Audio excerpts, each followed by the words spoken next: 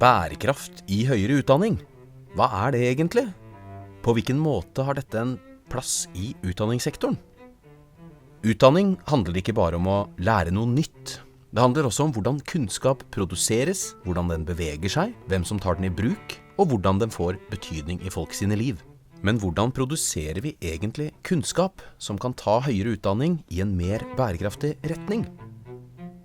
På NMBU ikke bærekraft et isolert tema.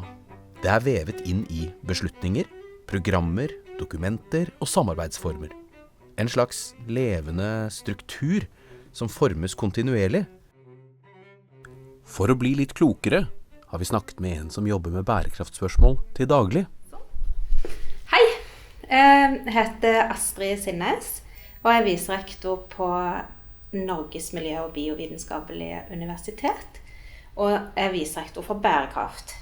Og egentlig så jeg professor i naturfagdidaktikk, og det har jeg vært, og jeg jobber på NMBU i 20 år cirka.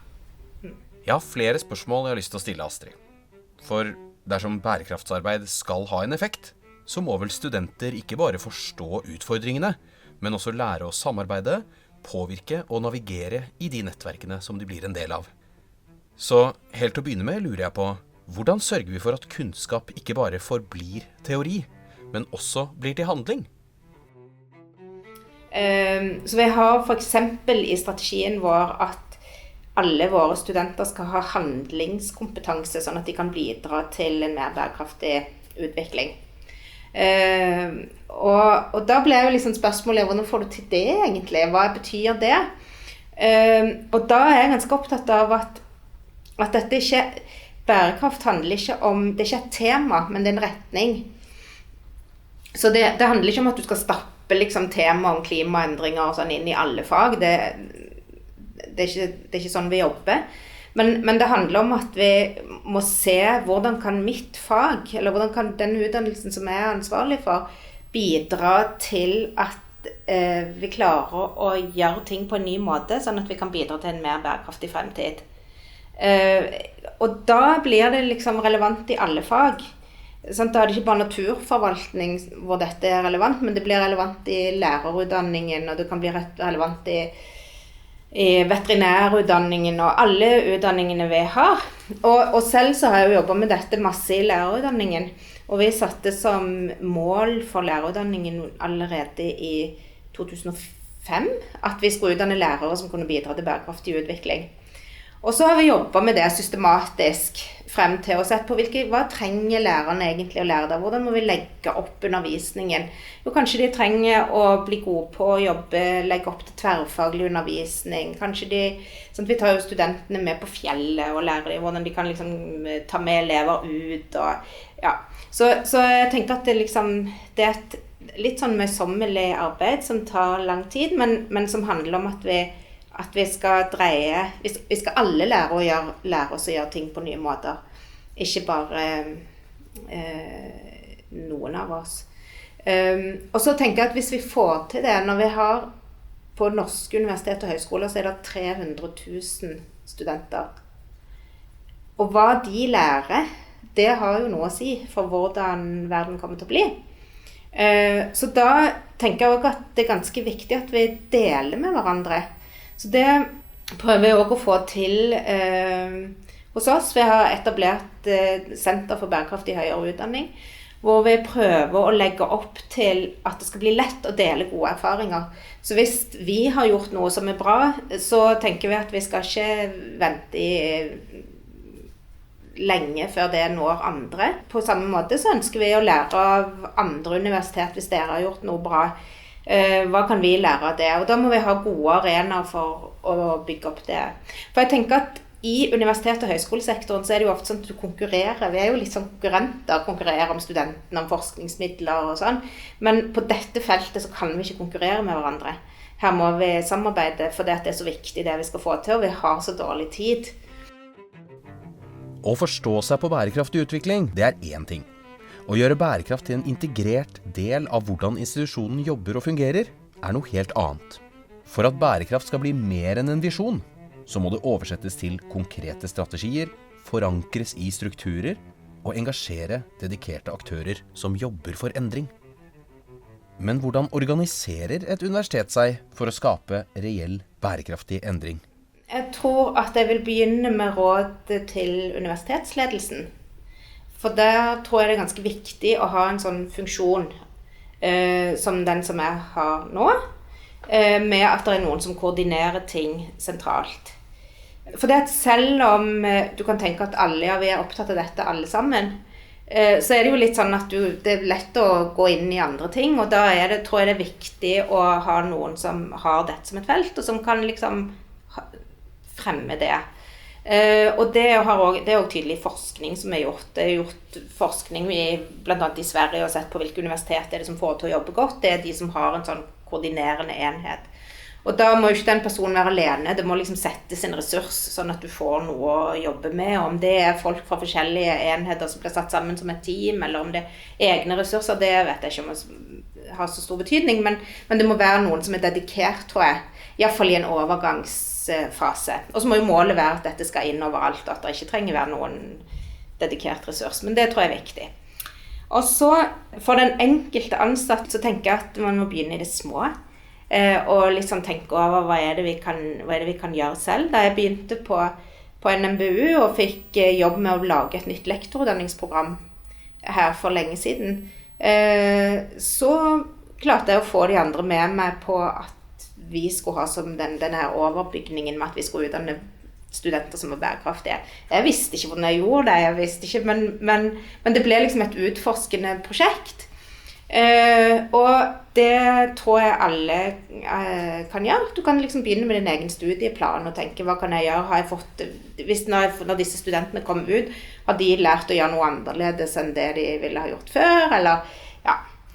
Og så tenker jeg at det er lurt å bare få med seg noen som man har lyst til å jobbe med og jobbe bra med, for det at jeg har alltid tenkt sånn for mitt eget arbeid at det må være kjekt, det må være inspirerende og gøy hvis du skal gjøre det. Det er så triste saker det vi liksom dealer med innenfor denne tematikken, og da må det i hvert fall være gøy å jobbe med det.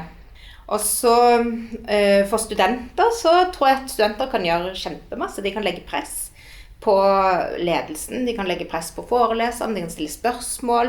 Så jeg tror studentene er en ganske viktig ressurs. Her skal studentene nå arrangere noe som heter Grønn uke, hvor det er studentene som tar initiativ og lager liksom en slags festival, en bærekraftsfestival. Så nå er det jo valg rundt omkring på mange universitet og høyskoler i disse dager, og da tenker jeg at det går an å stille spørsmål, hvordan forbereder dere oss på fremtiden? Så jeg tror studentene har masse muligheter. Når mange nok mennesker arbeider mot samme mål, begynner endringene å skape sitt eget momentum. Det som en gang var et initiativ, blir en del av hvordan ting fungerer til vanlig. Ved universiteter ser vi dette skje i sanntid. Bærekraft har gått fra å være noe man eksperimenterte med, til å bli en integrert del av både strategi og praksis. Når nye arbeidsmåter og ideer sprer seg, så blir de en naturlig del av systemet. De bokses inn på en måte, slik at vi til slutt ikke stiller spørsmål ved dem, men bare bruker dem. Og jo flere som tar bærekraftsperspektivet i bruk, desto lettere blir det for andre å gjøre det samme. Endring skjer ikke i isolasjon. Den skjer gjennom samarbeid og oversettelse på tvers av fagmiljøer, institutter og fakulteter. Så hvordan forankres da bærekraft i en institusjon på en måte som sikrer at den ikke bare blir en strategi på papiret, men en realitet? Hva var det jeg hørte for lenge siden? Den som sa at å endre på et universitet er som å flytte på en kirkegård. Du kan ikke regne med å få så mye hjelp for de som er der. Så det er litt sånn så du har jo en selvstendighet. Alle har jo selvstendige stillinger. Så det verste er å bli fortalt at du skal gjøre noe. Det synes jeg også. Jeg har jo tenkt når jeg fikk denne jobben at jeg kan ikke bestemme noe over noen som helst. Du må lage en fest som folk har lyst til å komme på. Det har liksom vært det du har tenkt, og så er det ikke sikkert at du har fått til det, og det er ikke sikkert at folk synes at den festen var så kul. Men jeg tenker at det å gjøre noe som du har lyst til å være med på, gjør det til noe du har lyst til å være med på, ikke noe du liksom føler noen kommer og trykker ned over hodet på deg. Det tror jeg er nøkkel for å få til ting. Og jeg opplever at det er ganske mange som virkelig har lyst til å gjøre en forskjell. Og det tror jeg ikke bare gjelder på universitetet. Jeg tror mange folk generelt sitter og tenker på at oi, jeg ser at dette går ikke helt bra.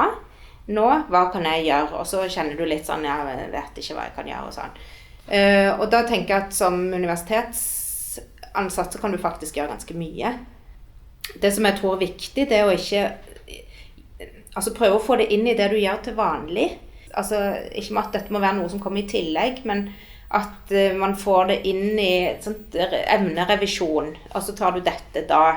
Eller du skal ha en forelesning, eller starte semesteret. Kanskje du kan få en person til å komme og holde en inspirerende forelesning. Kanskje du kan ta det inn i eksamensoppgaven, dreie litt på eksamensoppgaven for å få dette inn.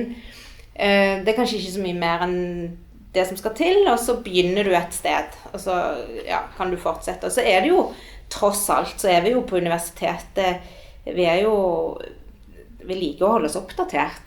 Så jeg tenker at det å bruke dette til en måte på å utvikle seg og holde seg oppdatert og sånn. Det vi har gjort her nå er jo at vi har lagt kurs fordi at siden vi la dette inn i strategien om at alle studentene skal ha handlingskompetanse for bærekraft, så tenkte vi at da må vi jo tilby underviserne noe. Så da har vi lagt noen kurs for våre undervisere som handler om studentaktive læringsmåter og tverrfaglighet og innovasjon og sånne ting. Og da er det ikke sånn at noen står og foreleser, men vi finner gode eksempler fra folk på universitetet som jobber godt med disse tingene, og så bruker vi de vi har til å dele med andre. Og så jobber vi med å prøve å få dette inn i en sånn kompetansematrise for ansatte, for da viser du at du er interessert i å oppdatere deg på noe av det som universitetet har som fokusområde. Høyere utdanning handler ikke bare om å overføre kunnskap, men også om å forberede studentene på å navigere i en verden i rask endring. De som sitter i forelesningssaler i dag, vil være beslutningstakere, innovatører og forskere i morgen. De vil forme systemene vi jobber i, teknologiene vi bruker og løsningene vi trenger. Men for å lykkes trenger de mer enn bare fagspesifikk kunnskap. De må også utvikle et sett med generiske ferdigheter som gjør dem i stand til å samarbeide, tenke kritisk og handle strategisk i komplekse nettverk. Når bærekraftskompetanse er en naturlig del av utdanningen, blir den også en naturlig del av samfunnsutviklingen, fordi studentene tar med seg denne måten å tenke på ut i arbeidslivet. Det som jeg skal gjøre er å legge til rette for at vi kan bli klokere sammen, og at vi får gode arenaer sånn at vi kan diskutere hva bærekraft er, og hva det betyr for oss, og hvordan vi jobber med det. Og det tenker jeg også er utrolig viktig, at vi gir studentene våre det grunnlaget de trenger for å kunne ta stilling til disse tingene når de skal jobbe, sånn at ikke de bare liksom blindt går inn og følger noe som har vært gjort før. Og derfor så sier jo også forskningen at det er ganske viktig at studentene, sånn, det er jo noen med disse nøkkelkompetansene som er viktige, hvis studenter skal kunne bidra til en mer bærekraftig fremtid, som handler om mer enn bare faget. Sånn, å kunne kritisk tenkning, for eksempel, systemforståelse, kunne se sitt eget fag sammen med andre fag, kreativitet, kunne tenke sammen en etisk bevissthet, sånn at du kan se hvordan de tingene du gjør påvirker andre mennesker. Gjennom dette intervjuet har vi lært at bærekraft i høyere utdanning ikke er en enkel lineær prosess, men et resultat av samspill mellom aktører, strategier og systemer i et stort og kanskje uoversiktlig nettverk. Bærekraftig utvikling er altså ikke bare et mål, men en prosess, hvor kunnskap, teknologi og institusjonelle rammer forhandles og justeres hele tiden. Fremtiden formes ikke av enkeltvedtak, men av nettverk som etableres, praksiser som forankres og kunnskap som beveger seg. Så hva gjør vi videre nå? Jo, vi fortsetter å ta ett skritt av gangen.